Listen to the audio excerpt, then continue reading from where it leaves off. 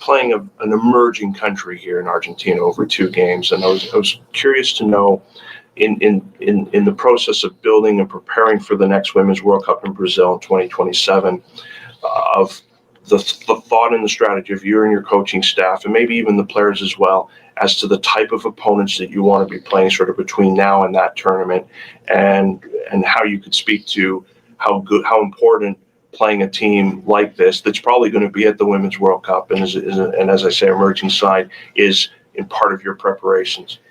I think it's important we play top 6 to 8 in the world, but it's also important that we play teams that are going to be at the World Cup that play differently, in terms of physical nature, how they set up, playing against low blocks, playing against teams that press you. So we're going to need lots of different challenges before we get to the World Cup to know, A, where we are, what work we need to do, and also make sure we've got the solutions before we get there.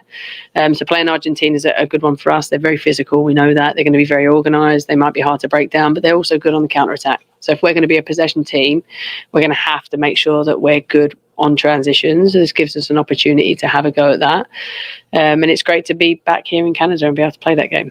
And looking to the opponent itself in Argentina, we've seen that, and you yourself have seen against Central American and South American opponents, the game can get very gritty, it can get very physical, and mind games can be played. How have you prepared the team to be able to deal with that kind of mental battle as well as the physical and technical battles? Absolutely. It'd be naive not to. We know that the game might get broken up. They'll try and slow the game down. It's going to be physical.